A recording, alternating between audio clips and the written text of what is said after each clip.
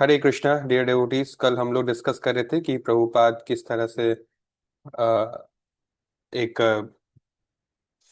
Drama में part लिए थे ऑन चैतन्य महाप्रभु। आपको याद है प्रभुपाद ने किन का रोल प्ले किया था? अद्वैताचार्य। अद्वैताचार्य का प्रभु जी। थैंक यू माता जी। तो हम उनके कॉलेज लाइफ में ही अभी मौजूद हैं। प्रभुपाद एक दिन उनके एक प्रोफेसर ने, यानी कि जो कॉलेज में टीचर होता है, उन्होंने क्रिटिसाइज किया था about the journey of a soul. हमारे शास्त्रों में जो फिलॉसफी है कि एक आत्मा शरीर के अंदर कुछ समय रहती है, फिर वो दूसरा शरीर में चली जाती है कर्मों के अनुसार, फिर कोई दूसरा शरीर में कर्मों के अनुसार। तो ये चलते रहता है जर्नी। बट इसमें कुछ आर्ग्यूमेंट्स दिए थे उनके प्रोफेसर ने, जब यही सब्जेक्ट के बारे में क्लास में पढ़ाया जा रहा था। वो ये था कि ये कर्मा क्या है क्या नहीं, कौन डिसाइड करता है? बिकॉज यमराज के कोर्ट में गवाही देने के लिए एक विटनेस चाहिए होता है। So who is the witness? There is no witness. If मैंने कुछ अकेला किया तो इसका विटनेस क्या है? तो इस तरह से इस तरह की बातें की, और अभय को इसका जवाब मालूम था। लेकिन उस समय उनके अंदर इतना कॉन्फिडेंस नहीं था, अभी तक ये अपने गुरु से नहीं मिले थे। So we get to see knowledge is not everything. हमें जो है गुरु का कृपा चाहिए, उसी से हमको साहस मिलता है प्रचार करने का। तो जब हम देखेंगे शिला प्रभुपाद इन अमेरिका, वो बड़े बड़े साइंटिस्ट हो या बड़े बड़े क्या फिलोसोफर, उनको रास्कल्स और ये सारे वर्ड्स बोलते हैं। Not out of disrespect, because there actually their logics are that of a rascal. तो this is that version of Shila Prabhupada which we are seeing, जो अभी तक अपने गुरु से नहीं मिला है। सो विटनेस होता है। इनफैक्ट एक नहीं, दो नहीं, तीन नहीं, चार नहीं, पांच नहीं, 11 विटनेसेस होते हैं यमराज के कोर्ट में। The sun, the moon, the super soul, जो आपके अंदर परमात्मा भगवान है। And there are many, the directions etcetera etcetera. So Surabhi Mata ji, can you read this paragraph fast and loud?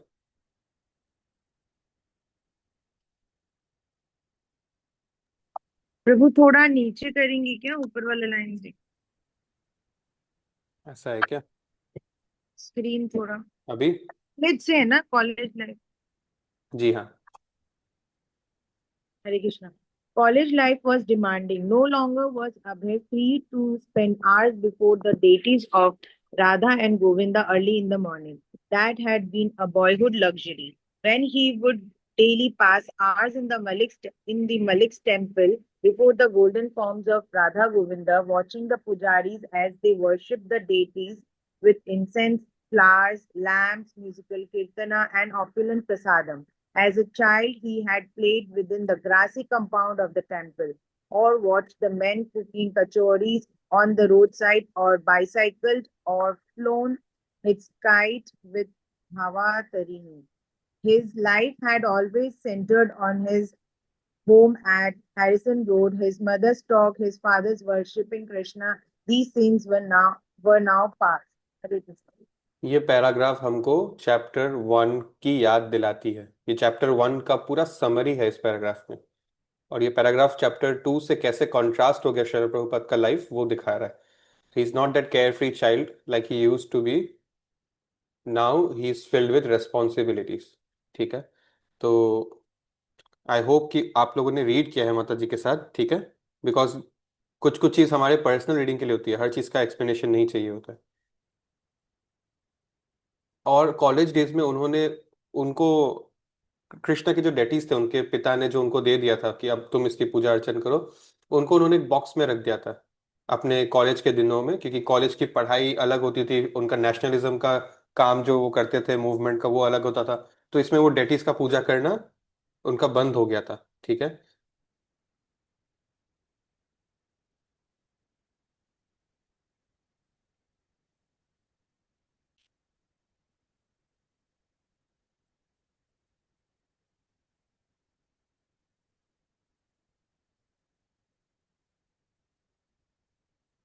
लेकिन एक एक दिन रात के समय, जब प्रभुपाद अपने कॉलेज के अभी भी फर्स्ट ईयर में ही हैं, तो नए नए ही हैं, जो डेटी है वो उनके सपने में आते हैं।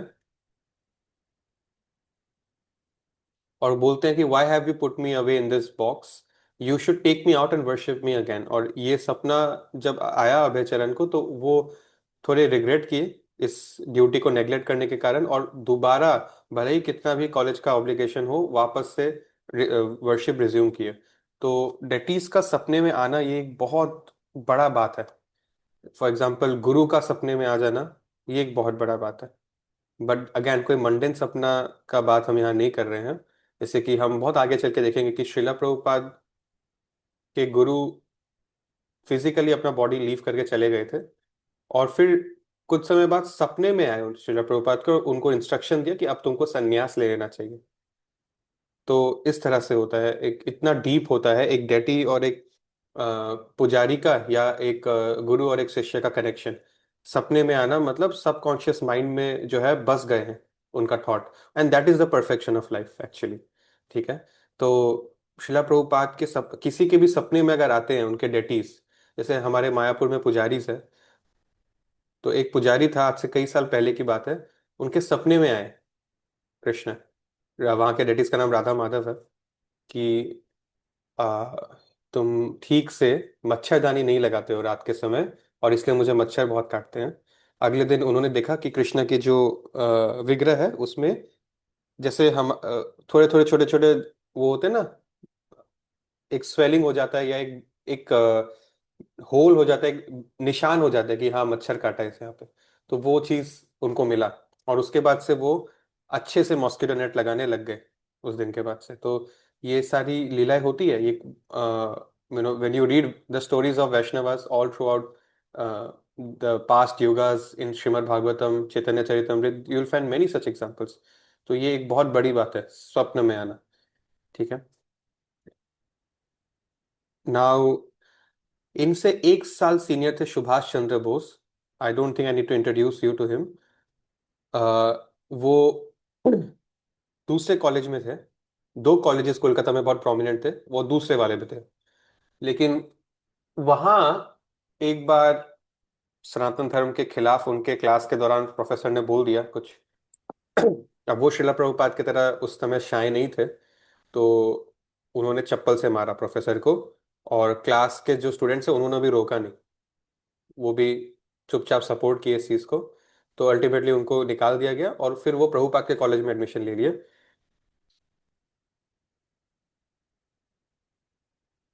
तो इस कॉलेज में अगर आप नेशनल सिंपैथाइजर हो, अगर आपने ओपनली रेबेलियन किया ब्रिटिश के अगेंस्ट, तो आपको डिग्री नहीं मिलेगी। तो उससे आपका फ्यूचर इफेक्ट हो जाता है, इसलिए कोई भी ओपनली रेबेल नहीं करता था। लेकिन सीक्रेट में नेशनलिस्टिक मीटिंग्स चलती रहती थी, और प्रभुपाद भी उस चीज में काफी इन्वॉल्व थे। और इसका कारण क्या है, इसको हम अभी आगे समझेंगे। प्रभुपाद को ना गांधी जी के बारे में एक चीज अच्छी लगती थी, कि गांधी जी भगवत गीता को बहुत एम्फोसाइज करते हैं जहां भी वो जाते हैं। बोलते हैं कि भगवत गीता, जब भी मेरी लाइफ में कोई प्रॉब्लम आती है तो मैं गीता का एक पेज पढ़ लेता हूँ या एक श्लोक पढ़ लेता हूँ to feel better. However, Gandhi was physically carrying the Bhagavad Gita with him, but deep down, spiritually or mentally, he was not carrying the Bhagavad Gita, because his principles and everything was totally different, right?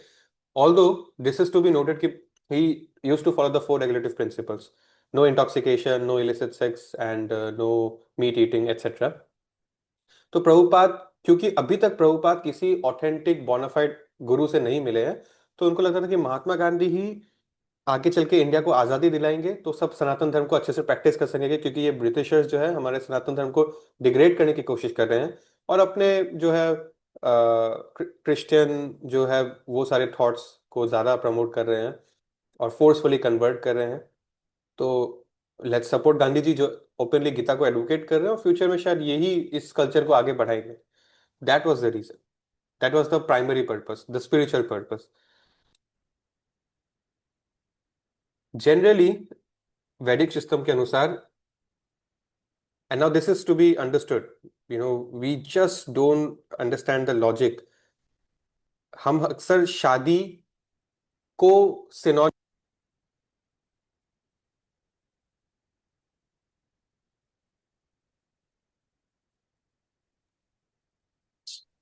प्रभु आपकी आवाज नहीं आ रही है।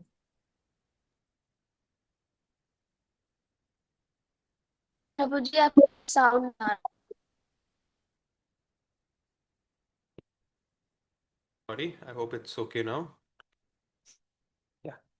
सो वैदिक system के अनुसार शादी parents के थ्रू अरेंज करी जानी चाहिए, और वो गर्ल, जो महिला है, जो बालिका है या जो माताजी है, उनके प्यूबर्टी से पहले, उनके मैच्योर हो जाने से पहले तय हो जाना चाहिए। अब शिला प्रभुपाद के पिता ने अपने पहली डॉटर का शादी तब तय किया जब वो 9 इयर्स की थी, दूसरी का 12 साल के एज में, तीसरी का 11 साल के एज में। So, in the Vedic system, now read carefully with me, there was no courtship, nor was the couple allowed to live together during the first years of their marriage. तो क्यों शादी कराया? The young girl would begin serving her husband by cooking for him at her parents' house and coming before him to serve him his meal, or by taking part in some other formal exchange in public. Then as the boy and girl grew to physical maturity, क्योंकि जब puberty हो गया, पहले gents का थोड़ा late होता है, माता जी का थोड़ा जल्दी होता है, then they would become so lovable to one another that they would be inseparable. The girl would naturally remain faithful in the mood of servicing her husband, and since she would have no association with any other boy, क्योंकि अपने puberty से पहले, puberty के दौरान, puberty के बाद भी वो उसी घर को और घर के पेरेंट्स को सर्व कर रही थी, without living under the same roof. तो this is the way female protects her chastity as per the Vedic scriptures. क्योंकि अगर पूरे लाइफ, अब पूरे जवानी के पीरियड में अगर उस स्त्री को पता है कि यही है जिससे मेरी शादी होनी है, यही है जिसके साथ में मुझे पूरा लाइफ बिताना है, ये फिक्स हो गया है। और सेम वाइस वर्सा, अगर आदमी को भी पता है कि यही वो स्त्री है जो मेरी अर्धांगिनी होने वाली है, तो वो कहीं बाहर मुंह मारने का विचार भी नहीं करता है। करना तो दूर, मुंह मारने का विचार भी नहीं करता है। So that is the issue. इसका ये मतलब नहीं है कि हमने 9 साल की ही एज में अपनी बेटी का शादी करा दिया, अब वो बेटी उस घर में रहने लग गई है, उस नए हस्बैंड के साथ रात को सोती है। नहीं, यहाँ let's not mix marriage and sex, ठीक है? They are different. So now I hope you got the logic. Radha Rani was 11 years old. Radha Rani Dutt,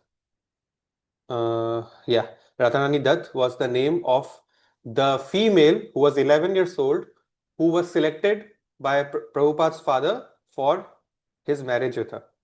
क्योंकि ये माता जी प्रभुपाद के फादर के एक अच्छे फ्रेंड के ही बेटी थे, तो एक तरह से घर का जान पहचान का था। और अभय जो है, उनको, उन्होंने अपने लिए मन ही मन किसी दूसरी माता जी को पसंद किया था शादी करने के लिए। तो बट फिर उनके पिता का जो इच्छा था उसको वो ज्यादा रेस्पेक्ट करते थे, इसलिए उन्होंने पिता का चॉइस के अनुसार वेडिंग किया।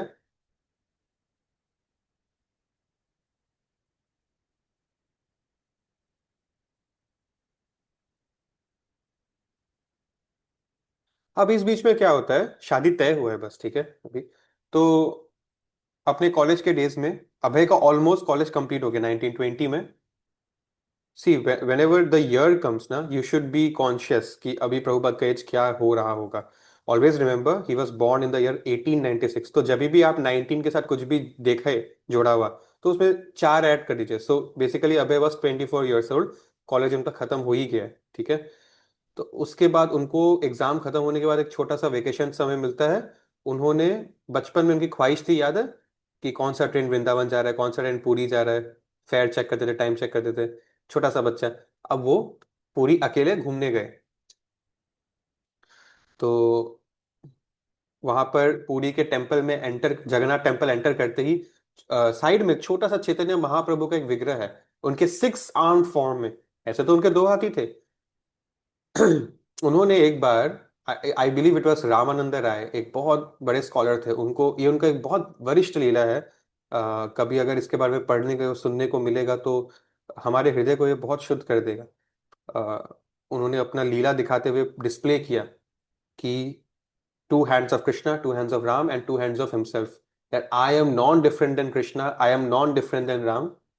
ठीक है, I am the supreme personality of Godhead myself, Chaitanya Mahaprabhu in Kali Yuga.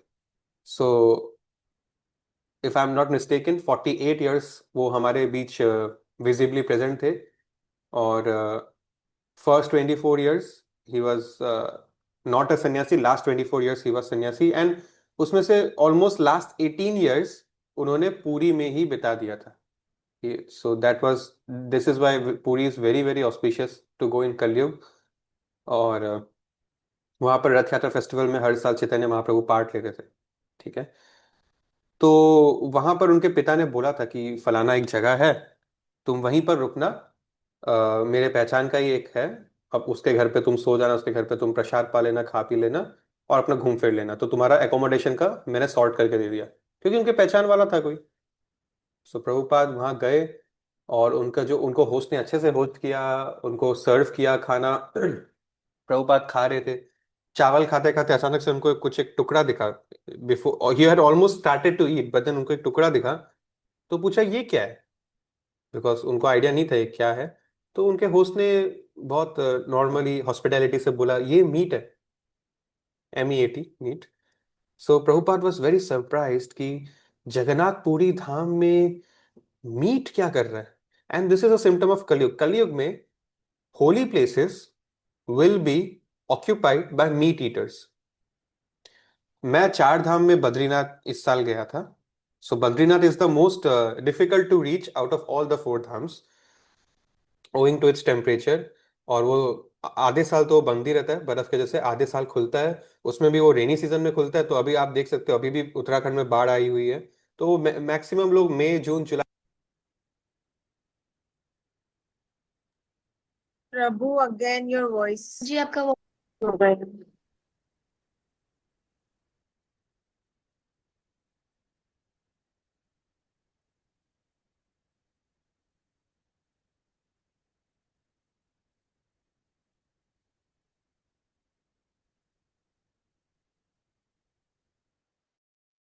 Can you hear me now? ठीक है, Okay. इट्स फॉर, यस इसका ना चार्ज खत्म हो गया. वैसे भी हम 2 मिनट बाद एंड करेंगे. सो अगर आप नहीं सुन पाए तो मुझे टोक दीजिएगा. तो मैं ये बोल रहा था कि वहां मुझे पता चला कि वहां की जो दुकानें हैं पहाड़ों में, या उधर पहुंचकर, या वहां पहुंचने से पहले भी जितने भी दुकानें हैं, खाने पीने के ढाबा बहुत सारे हैं, रास्ते में बहुत मिलते रहते हैं, सब में नॉनवेज बिकता है. सब में नॉनवेज बिकता है, एक्सेप्ट वो जो 3-4 जो महीने हैं ना जिसमें धार्मिक लोग आते हैं, उसको सीजन टाइम बोलते हैं. ऑफ सीजन में उसी दुकान में, उसी बर्तन में नॉनवेज भी बनता है. नहीं तो वो लोग सब बोलते हैं सरवाइव कैसे करेंगे. तो ये हालत है कलयुग की. तो प्रभुपाद ने डिसाइड कर लिया. एक्चुअली प्रभुपाद ने उनको कुछ नहीं बोला, क्योंकि वो थोड़ा शर्मा गया, वो भी समझ रहा. एक्चुअली उसका इंटेंशन गलत नहीं था, बट उसको ऐसा लगता है कि हाँ मीट तो खाना नॉर्मल ही है. तो प्रभुपाद ने उसको कुछ नहीं बोला, प्रभुपाद और खाए नहीं, उसको रख दिए. और फिर वो जगन्नाथ मंदिर गए, और उसके बाद से उन्होंने डिसाइड किया था मैं सिर्फ मंदिर में ही जाके वहां का प्रसाद खाऊंगा, और मैं कहीं से भी बाहर का कुछ नहीं खाऊंगा. इतनी इम्प्योरिटी है कलयुग में. एंड किसके हाथ का बना खाते हैं, इसमें बहुत कुछ निर्भर करता है. हम उस व्यक्ति का चेतना ले रहे हैं जिस व्यक्ति का हाथ का हम खाते हैं. आई रिपीट, जिसका हम खाते हैं, उस जिसके हाथ का, उसका हम चेतना ले रहे हैं. तो अगर हम एक शुद्ध भक्त का बनाया हुआ खाएंगे, या एक भोग लगाया हुआ प्रसाद खाएंगे, तो हमारा चेतना कभी भी अशुद्ध नहीं होगा. और अगर हम बोलेंगे चलो वो पानी पूरी वाले भैया के पास, तो थोड़ा सा दिक्कत होगा हमारा चेतना को पवित्र होने में. Now yeah, I think today we have crossed the time. We will end chapter 2 tomorrow. So tomorrow is the last class for this week. Please attend it with us. And then from Monday we'll start chapter 3. Thank you for giving me your time. Srila Prabhupada ki jai. Hare Krishna. Hare Krishna, Prabhu. Any questions? Okay. हरे कृष्ण प्रभु जी. हाँ जी, बोलिए माता जी. प्रभु जी, मेरा आज class से doubt नहीं है, लेकिन मेरा एक आउट ऑफ कोर्स डाउट है। मतलब कल से मेरे बोर्ड्स एग्जाम स्टार्ट हो रहे हैं, तो अ, मैं पढ़ाई कंसंट्रेशन के साथ कैसे करूँ? मेरा कंसंट्रेशन बार बार डाइवर्ट हो जाता है, तो मैं क्या करूँ? I think it's too late for that now, क्योंकि ये एक चीज एक दिन में ठीक होने वाला चीज नहीं है। आप आपका बोर्ड एग्जाम स्टार्ट हो रहा है, मतलब कौन से बोर्ड से हैं आप? अ, मेरे हाफ ईयरली बोर्ड्स जो है, असम बोर्ड जो है वो स्टार्ट हो रहा है, क्लास 10 का बोर्ड है। इट वुड बी बेटर अगर आप थोड़ा उस टाइप का स्टूडेंट बने जो रात को लेट नहीं उठता है, जो सुबह जल्दी उठ के पढ़ता है। बिकॉज आप तो शास्त्र पढ़ने वाले हो, तो आपको ये पता हो गया होगा अभी तक कि रात 12 AM जो होता है ना, आधी रात, उससे पहले की जो नींद होती है, जैसे 9 से 10, 10 से 11, 11 से 12, एक एक घंटे का ये नींद 3 3 घंटे की नींद के बराबर होता है। आप समझ रहे हो, घड़ी में समय उतना ही बीता है, लेकिन स्लीप का जो क्वालिटी है वो 3 गुना बेटर है। तो अगर आप रात को 9 बजे से सुबह 3 बजे तक पढ़ के सोते हो, उससे अच्छा आप 9 से 3 सो के सुबह 3 से 6 पढ़ लो। आपका नींद भी बेटर हो, आपका पढ़ाई भी बेटर होगा। ये आप कर सकते हो, क्योंकि आजकल बहुत बच्चे में फैशन हो गया है रात को लेट तक जाग के पढ़ना। तो उससे कम मेहनत में उतना ही रिजल्ट आप कमा सकोगे, तरीका सही अगर अपनाओगे। And if you are chanting even 1 or 2 rounds regularly, never ever compromise with that, no matter what ever exam it is. It's 5 10 minutes। मैं सच बोलूं, बच्चे एग्जाम के गैप में ही सबसे ज्यादा टाइम फोड़ते हैं। इसमें एक अलग ही मजा आता है उनको। ठीक है। Okay. Thank you, take care, bye bye, Hare Krishna, all the best.